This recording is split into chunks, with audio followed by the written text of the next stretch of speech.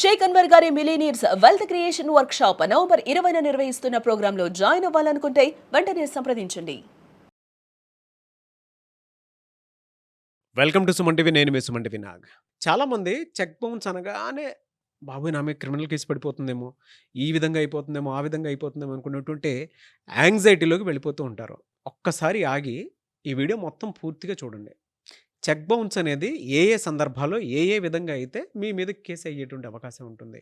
కొత్తగా వచ్చినటువంటి చట్టాలు అసలు ఏం చెప్తున్నాయి అనేది ఈరోజు మనతో పాటు హైకోర్టు అడ్వకేట్ శశికాంత్ గారు ఉన్నారు. వారి మాటలు తెలుసుకుందాం. Hello sir. నమస్తే అండి నాగరాజు. శశికాంత్ గారు, ఒక్కసారి కనుక చెక్ బౌన్స్ అయింది అని అంటే అరే ఈ పెద్ద కేసు అయిపోద్దేమో, ఇదేంటి సడన్గా ఈ విధంగా అయిపోయింది, వాళ్ళు వచ్చి మన మీద ఇలా రుబాబ్ చేసేటువంటి అవకాశం ఉంటుందేమో, ఇప్పుడు ఏంటి ఏమైపోతుంది నా కెరీర్ అంతా అనుకునేటువంటి ఆలోచనలో వెళ్ళిపోతూ ఉంటారు. అంటే తరతరాలుగా వాటికి సంబంధించినటువంటి వాటిలో కనుక మనం చూసుకుంటే ఒక్క యాంగ్జైటీ ఉంది, అలా కాన్సిక్వెన్సెస్ ఫేస్ చేసినటువంటి వాళ్ళు కూడా ఉన్నారు. ప్రస్తుతం అసలు ఏ విధంగా ఉంది సార్ ఈ కేసుకి సంబంధించి? అప్పు ఇచ్చినోడు అప్పు తీసుకున్నోడు కంటే ఎప్పుడు బాధపడుతుంటారని బోల్డ్ సామెతలు ఉన్నాయి. అవును. కానీ చెక్ బౌన్స్ కేసు అనేది కొంచెం పవర్ఫుల్ కేసే. ఒకసారి నాగరాజు గారు ఒక ఎగ్జాంపుల్ తీసుకొని, మీరు నాకు డబ్బులు ఇచ్చారు, నేను మీకు చెక్ ఇచ్చాను. నాగరాజు గారు, నేను ఒక నెల రోజుల్లో మీ డబ్బులు మీకు రిటర్న్ చేస్తానని. నెల తర్వాత నేను మీ ఫోన్లో ఎత్తట్లేదు. చెక్కి వ్యాలిడిటీ 90 రోజులే ఉంటుంది. అవును. నేను దాని మీద డేట్ రాసి కనుక మీకు చెక్ ఇస్తే ఆ 90 రోజుల లోపు నేను ఏదైనా మీకు డబ్బులు వెనక్కిస్తే ఓకే, రైట్. అయ్యో శశికాంత్ గారు నాకు ఎప్పటి నుంచో పరిచయం కదా, ఇంకా ఆగుదాము అని 90 రోజులు దాటారా, మీకు ఇచ్చిన చెక్కు చిత్తు కాగితంతో సమానం.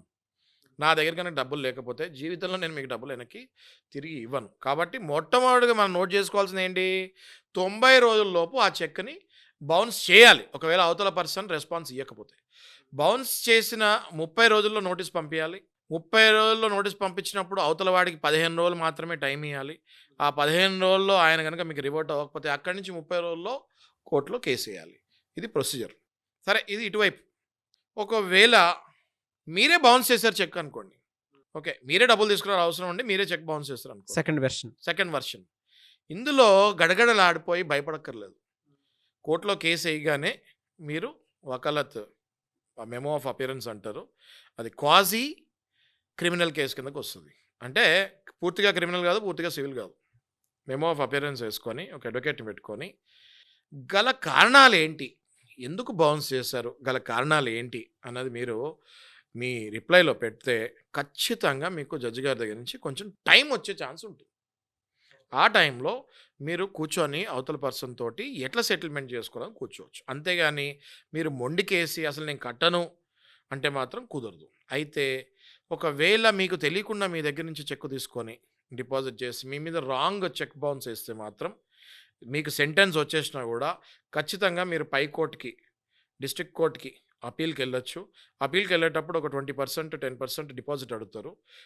కట్టేసి మీరు అపీల్కి వెళ్ళి మళ్ళీ మీ న్యాయం మీరు తెచ్చుకోవచ్చు. అంతేగాని భయపడక్కర్లేదు. మీరు తప్పు చేయలేదు, ఏదో చెక్ వేరే రూపంలో ఇచ్చారు, మీరు సెక్యూరిటీకి దేనికో డబ్బులు ఇచ్చేస్తారు, ఆయన చెక్ రాలేదు, వెనక్కి బౌన్స్ చేస్తారు, అస్సలు భయపడక్కర్లేదు. మీరు డబ్బులు కట్టే అవసరమే లేదు. దాని మంచి అడ్వకేట్ని పట్టుకొని మీరు కనుక అప్పీల్ కోర్టుకి వెళ్తే ఖచ్చితంగా మీకు అక్కడ న్యాయం దొరుకుతుంది. మీరు డబుల్ కట్టే అవసరమే లేదు. అండ్ జనరల్గా మీరు చూసినటువంటి కేసెస్ ఎన్ని రకాలుగా ఉన్నాయి సార్? నార్మల్గా అయితే అండి, చెక్ ఇచ్చేస్తారు, డబ్బులు ఇచ్చేస్తారు, చెక్ తీసుకుంటాం మర్చిపోతారు. అవతల వాళ్ళ మనస్తత్వం మంచిది కాకపోతే డబ్బులు ఇచ్చి తీసుకున్న తర్వాత కూడా చెక్ బౌన్స్ చేస్తారు. అట్లాంటి టైంలో వీళ్ళు చాలా బాధపడతారు. చాలా కేసెస్లో క్యాష్ ట్రాన్సాక్షన్స్ ఎక్కువ జరుగుతూ ఉంటాయి. వీళ్ళు క్యాష్ ఇచ్చేస్తారు. దయచేసి నేను చెప్పేది ఏంటంటే, క్యాష్ బదులు మీరు ఏది డబ్బులు తీసుకునేటప్పుడు మీ ఇష్టము, ఇచ్చేటప్పుడు మాత్రం ఖచ్చితంగా మీరు ఆన్లైన్లో ఇవ్వండి. ఆ చెక్ పోయిందంటారు, కొంతమంది చెక్ చిరిగిపోయిందంటారు, మరి మీ డబ్బులు వెనక్కి అడుగుతూ ఉంటారు. దయచేసి ఆన్లైన్లో ఇవ్వండి, లేదా రికార్డింగ్ చేయండి, లేదా రాయిపించుకోండి. అవతల నేను ఇంత డబ్బులు తీసుకున్నాను అని చేసి బాండ్ పేపర్ మీద రాయిపించుకోండి. సరైన ప్రూఫ్ తోటి మీరు డబ్బులు వెనక్కి ఇస్తే ఆ తర్వాత వాళ్ళు చెక్ వేసినా కూడా దానికి వాల్యూ ఉండకుండా మనం చూసుకోవచ్చు. బట్ గుడ్ విల్ పేరు మీద ఆగిపోతూ ఉంటాం కదా సార్. నాగరాజు గారు, మనందరికీ తెలుసు మొహమాటం పడితే ఏమవుతుందో, రైట్? మొహమాటం పడకూడదు. ఇలాంటి వాటిలో మొహమాటం పడితే జరిగేది అదే. ఇది ఏ సెక్షన్ కిందకు వస్తుంది సార్? ఇది సివిల్ 138 ఆఫ్ ఎన్ఐ యాక్ట్ అంటారండి. ఇదంతా కూడా నెగోషియబుల్ ఇన్స్ట్రుమెంట్ యాక్ట్ కిందకు వస్తుంది. దీనికి సపరేట్ యాక్ట్ ఉంది. ఓకే, ఇది సివిల్ కాదు, పూర్తిగా సివిల్ కాదు, పూర్తిగా క్రిమినల్ కాదు. అందుకే దీనికి నెగోషియబుల్ ఇన్స్ట్రుమెంట్ యాక్ట్ అనేది ఒక యాక్ట్ ఉంది. సెక్షన్ 138 ఆఫ్ ఎన్ఐ యాక్ట్ కింద ఇది మనం కోర్టుకి వెళ్ళాల్సి వస్తుంది. ప్రూవ్ అయితే ప్రూవ్ అయితే నాకు అది చాలా మంచి క్వశ్చన్ అడిగారు. మీరు కనుక నిజంగానే మోసం చేసినట్టు ప్రూవ్ అయితే చెక్ అమౌంట్ 10 లక్షలు అనుకోండి, 20 లక్షలు ఇవ్వాలన్న సెంటెన్స్ వస్తుంది, 20 లక్షలు వెనక్కి ఇవ్వాల్సి వస్తుంది. దాంతోపాటు 2 ఏళ్ల వరకు జైలు శిక్ష పడే అవకాశం ఉంటుంది. 2 ఇయర్స్, అప్ టు 2 ఇయర్స్ రెండూ రావచ్చు. Double the check amount plus 2 ఏళ్ళు జైలు శిక్ష పడే అవకాశం కూడా ఉంటుంది.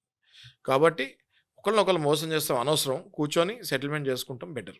ఎనీవేస్ థ్యాంక్ యూ అన్న, thank you so much Shashikanth గారు.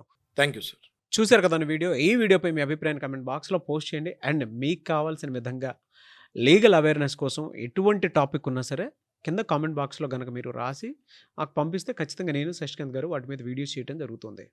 సలహాలు సంప్రదింపుల కోసం మీరు కనుక శశికాంత్ గారిని సంప్రదించాలనుకుంటే కూడా డెఫినెట్గా మీరు సంప్రదించవచ్చు. అండ్ ఈ వీడియో లైక్ చేయండి, షేర్ మాత్రం తప్పకుండా చేయండి. ఇలాంటి మరిన్ని వీడియోస్ కోసం మా ఛానల్ ఫాలో అవ్వండి. Thank you. సుమన్ టీవీలో మీ పర్సనల్ అండ్ బిజినెస్ ప్రమోషన్స్ కోసం కింది నెంబర్కి కాంటాక్ట్ చేయండి.